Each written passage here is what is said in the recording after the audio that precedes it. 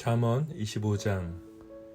이것도 솔로몬의 잠언이요 유다 왕 히스기야의 신하들이 편집한 것이니라. 이를 숨기는 것은 하나님의 영화요 이를 살피는 것은 왕의 영화니라. 하늘의 높음과 땅의 깊음 같이 왕의 마음은 헤아릴 수 없느니라. 잠언 25장. 이것도 솔로몬의 잠언이요 유다 왕 히스기야의 신하들이 편집한 것이니라. 이를 숨기는 것은 하나님의 영화요 이를 살피는 것은 왕의 영화니라. 하늘의 높음과 땅의 깊음 같이 왕의 마음은 헤아릴 수 없느니라. 굿모닝, 굿나잇. 10분 아침 묵상 잠자리 생각 25일차 잠언 25장입니다. 잠언 23장에서는 악인의 형통을 부러워 말라라고 말했습니다. 특별히 그 말씀에서 자세히 읽어보시면 세 가지를 힘써 찾아야 함을 발견합니다. 그것은 지식과 명철 그리고 지혜였지요. 지식은 과거에 속한 것이라면 지식을 활용해서 오늘을 살아가는 기술이 명철이겠습니다. 지혜란 미래에 속한 것이고 가장 근본적인 것이기 때문에 지혜가 있어야 명철과 지식이 제 기능을 발휘할 수 있음을 우리는 잠언을 통해서 계속 알아가고 있는 것 같습니다.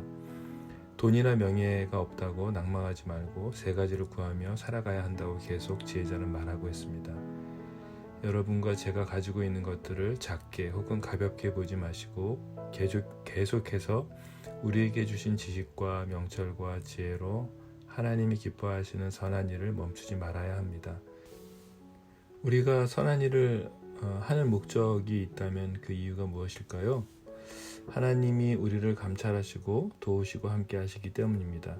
하나님은 우리 마음을 저울에 달아보시고 속이는 저울과 거짓된 주들을 싫어하시는 것을 우리는 계속해서 묵상해 왔습니다.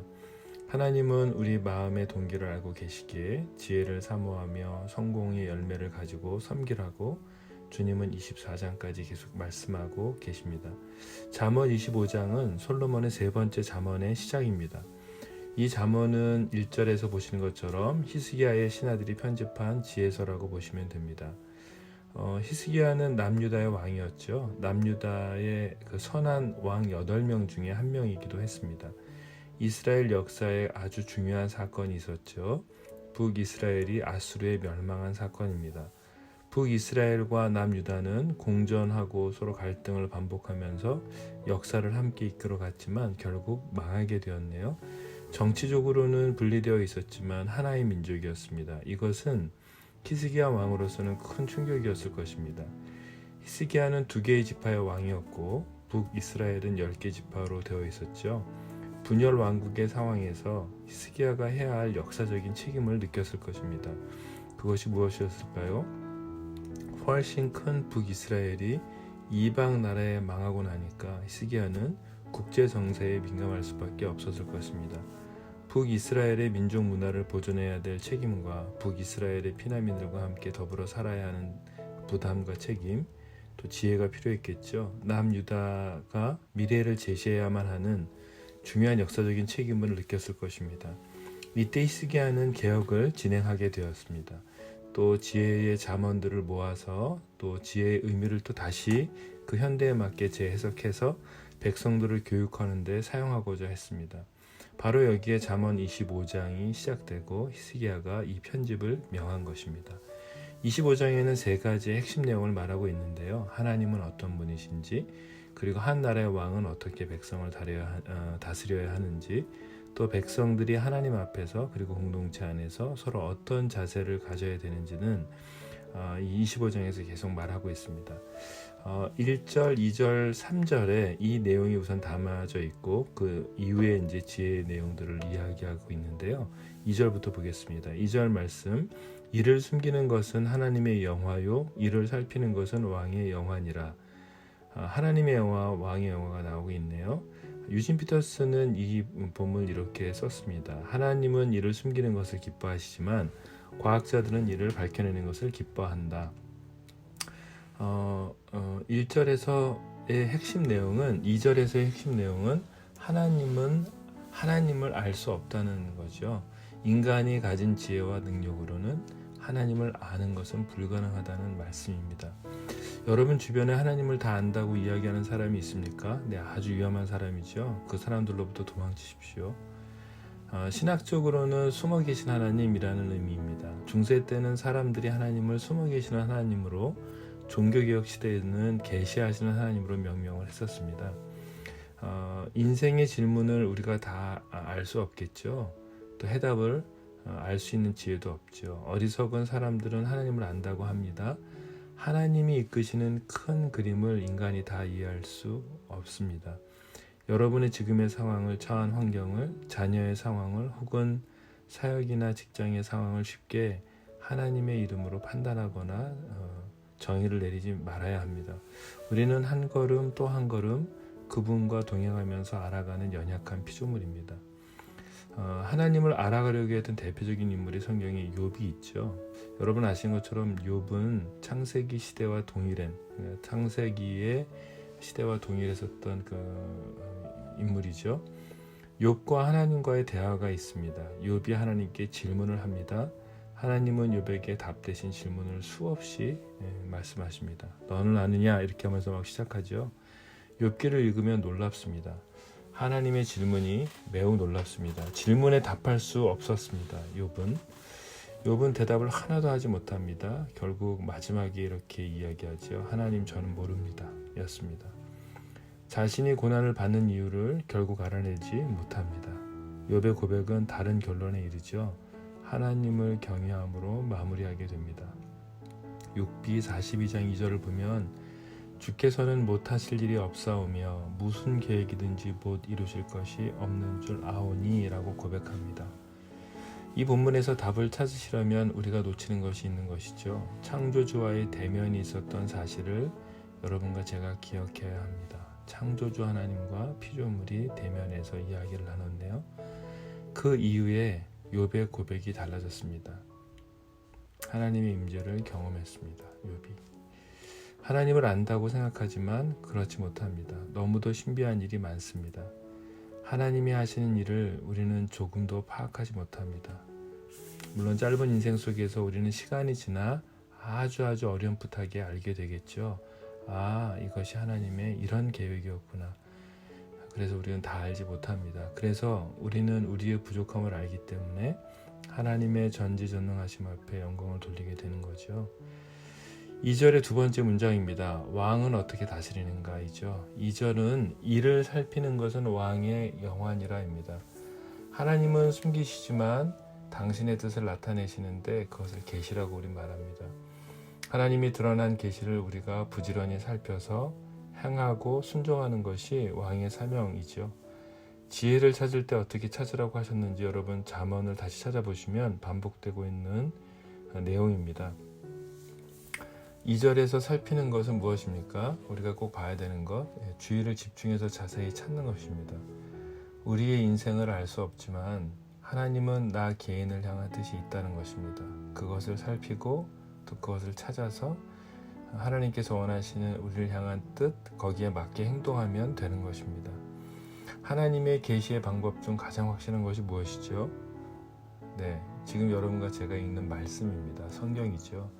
여기서 자꾸 사람들을 찾거나 의지하지 마십시오. 더 중요한 것은 지금 현대는 이미 어떤 단체나 모임에 가지 않아도 놀라운 성경에 대한 이해를 돕는 내용이 유튜브나 인터넷에 넘치고 있다는 사실입니다. 성경을 잘 살피면 되는 것입니다. 개인의 양심에도 오늘 현실의 결과에도 하나님의 뜻이 분명히 있습니다. 지금 시대의 상황을 바로 봐야 합니다. 하나님의 뜻을 잘 살펴야 합니다. 히스기야는 역사를 잘 살펴야 했습니다. 율법도 연구하고 하나님이 허락하신 왕으로서 당면한 현실에서 지혜를 찾아야 했습니다. 또한 백성들이 원하는 것들을 세세히 들어야 했습니다.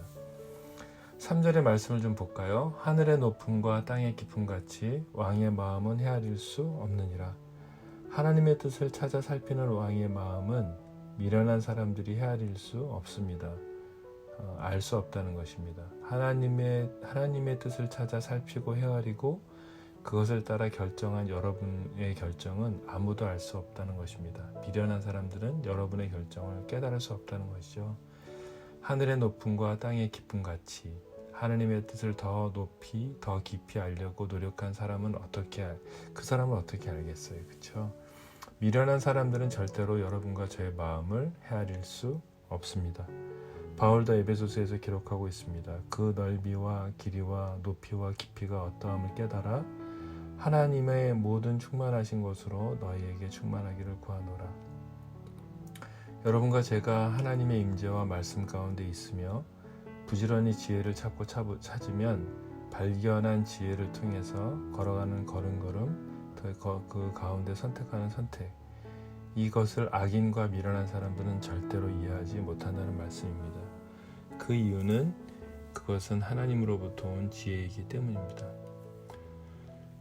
미국 LA에 사는 후배로부터 어제 전화를 받고 성경 관련된 자료를 부탁받게 돼서 제가 오늘 오랜만에 그냥 서랍에 두었던 외장하드를 열어서 자료를 찾게 되었습니다. 20년 전 사진들을 보게 됐어요. 선교지로 출발하기 전에 저의 모습, 그리고 사역하면서 지냈던 사진들을 우연하게 보게 되었어요. 당시의 감정과 상황, 어려웠던 것들이 막 그 사진을 보는데 올라오는 거예요. 그 과정에서 아내의 지친 얼굴, 피곤한 얼굴, 긴장하고 있는 우리 아이들의 얼굴, 큰딸 주애와 막내 세인의 모습들을 보면서 오늘 제가 울컥했습니다. 눈물이 났습니다. 너무 오랜 시간 고생을 한 모습을 사진으로 보면서 제가 미안한 마음이 올라오는 것을 보면서 오늘 잠언 25장을 또 묵상하게 되었네요. 그것은 오랜 시간 동안 걸어온 걸음걸음을 하나님이 아신다. 제가 하나님 억울합니다. 하나님 참 이때 힘들었어요. 이런 생각들을 했었는데 오늘 잠언 25장 묵상하면서 제가 얻어진 결론은 하나님이 아신다.